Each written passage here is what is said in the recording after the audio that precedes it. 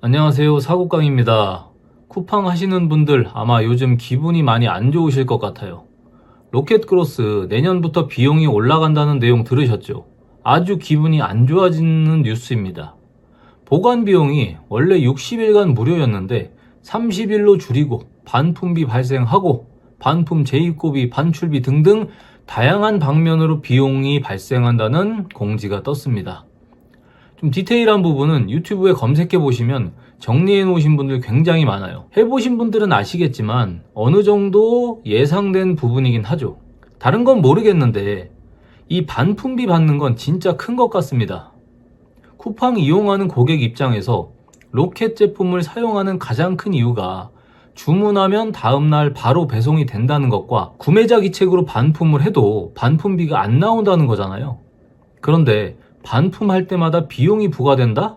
판매자 입장에서는 너무 타격이 크죠. 특히 의류같이 반품률 높은 상품들은 판매하기 쉽지 않을 것 같습니다.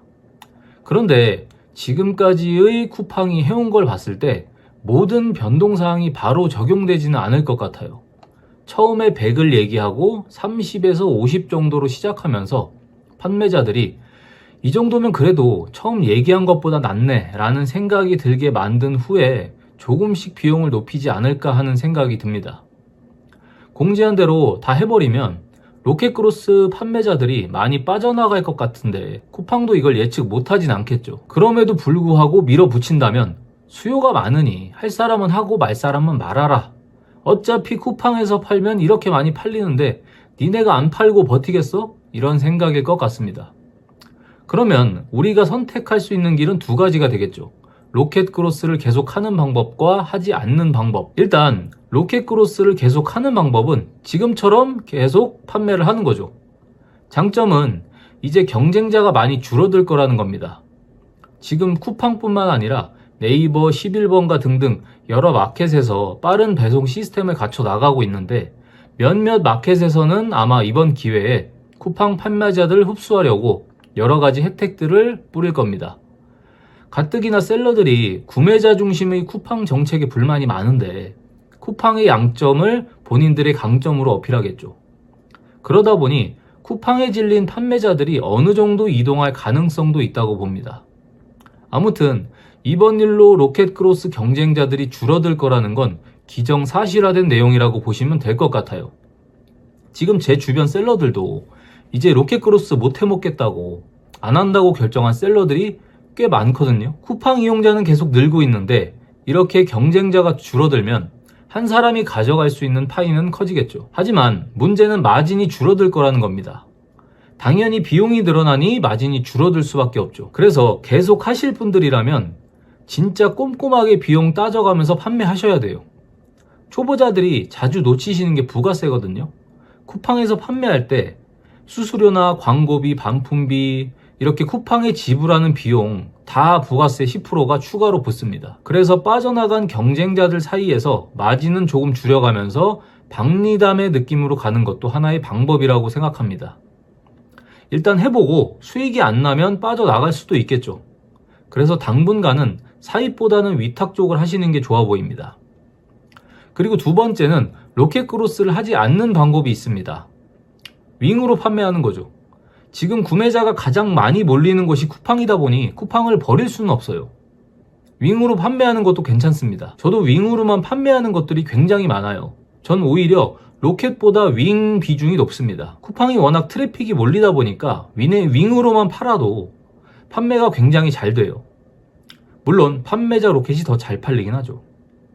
그런데 소식만 괜찮게 하고 상세 페이지에 신경 써서 판매하시면 윙으로만 팔아도 충분히 수익을 낼 수 있다는 말씀을 드리는 거예요. 그러면 결국 중요한 건 뭐냐? 기술보다는 본질에 집중하시는 게 좋아요. 이 본질이라는 건 괜찮은 상품을 괜찮은 가격에 받아서 상세 페이지와 썸네일을 잘 만들어 판매하는 거죠. 당연한 소리 아니냐고요? 하시겠지만 요즘 유튜브를 보면 이 본질보다는 기술에 너무 쏠리는 경향이 보이더라고요. 광고를 어떻게 돌려야 효율적인지, 상위 노출은 어떻게 하는지, 카페 침투나 지식인 홍보 등등 이런 기술적인 거에만 너무 연연하는 게 아닌가 하는 생각이 듭니다. 기술적인 거 물론 중요하죠. 내 상품을 싼 광고비로 많은 사람에게 노출시켜야 수익이 많이 날 테니까요. 하지만 결국 상품이나 상세 페이지가 별로면 반품률이 높아지거나 구매 전환율이 떨어져 결국 수익이 나기가 힘듭니다. 그리고 이 본질적인 능력을 키우면 수익이 많이 나는 것도 좋지만 판매 플랫폼에 휘둘리지 않을 수가 있어요. 판매량이 검증된 상품이라면 마케팅 좀 배우고 비용 좀 투자해서 자사모를 만들어도 되고요. 그러면 이 본질적인 능력을 어떻게 키우는지 궁금하실 텐데 이거는 계속 해보는 수밖에 없습니다. 소싱했다가 망하는 거 굉장히 두려워하시는데 망해도 그냥 망하는 게 아니에요. 거기서 배우는 것들이 엄청 많습니다.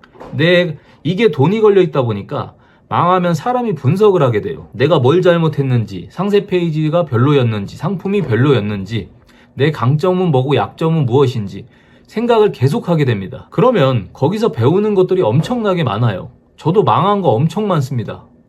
친한 셀러 중에 망한 제품 제일 많은 사람이 저예요. 그렇게 계속 하다 보면 잘 될 만한 길이 조금씩은 보이더라고요. 꾸준히 하는 거, 이거 말고는 진짜 답이 없습니다. 그러면 저는 한 주간 또 열심히 일하고 영상 남기겠습니다. 영상 봐주셔서 감사합니다.